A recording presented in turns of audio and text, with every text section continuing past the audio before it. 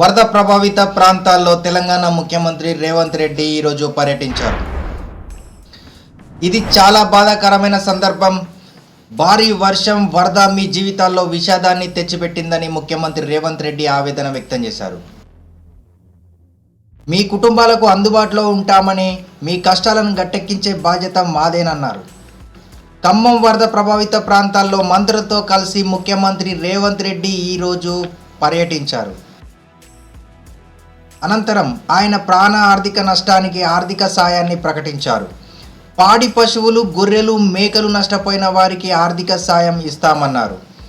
వరదల్లో ధృవపత్రాలు కోల్పోయిన వారికి మళ్ళీ ఒరిజినల్ సర్టిఫికెట్లు అందజేస్తామన్నారు.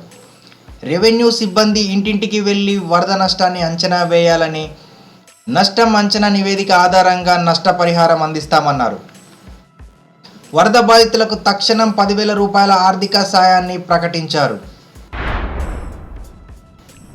వరదల్లో మరణించిన వారికి 5 లక్షల రూపాయల ఆర్థిక సాయాన్ని అందిస్తామని ప్రకటించారు. గొర్రెలు, మేకలు కోల్పోయిన వారికి 5,000 రూపాయల చొప్పున సాయం ప్రకటించారు. ఇండ్లు కోల్పోయిన వారికి ప్రధాని ఆవాస్ యోజన కింద ఇండ్లను నిర్మిస్తామన్నారు.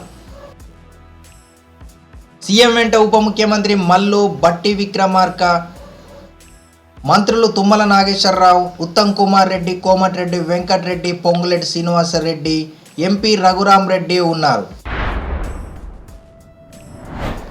ఈ సందర్భంగా సీఎం మాట్లాడుతూ, మంత్రులు, అధికారులు రోజంతా మీకోసమే కష్టపడుతున్నారన్నారు. మంత్రి పొంగులేటి శ్రీనివాసరెడ్డి నిద్ర లేకుండా శ్రమిస్తున్నారని తెలిపారు. దాదాపు గత 70 ఏళ్లలో ఇంతటి వర్షాన్ని చూడలేదని పెద్దలు చెప్తుంటే తెలిసిందన్నారు. భారీ వర్షాల వల్ల రాజీవ్ గృహాల్పాలో నివసిస్తున్న వందలాది కుటుంబాలు నష్టపోయాయని ఆయన ఆవేదన వ్యక్తం చేశారు. కష్టపడి కొనుక్కున్న నిత్యావసర వస్తువులు సహా అన్నీ నీటిపాలయ్యాయన్నారు. ప్రస్తుత పరిస్థితుల్లో ప్రతి కుటుంబానికి బియ్యం, పప్పు, ఉప్పులు, మంచినీరు అందించాలని కలెక్టర్లను ఆదేశించినట్లు రేవంత్ రెడ్డి చెప్పారు. మంత్రులు, ఎమ్మెల్యేలు మీ నష్టాన్ని అంచనా వేస్తారన్నారు.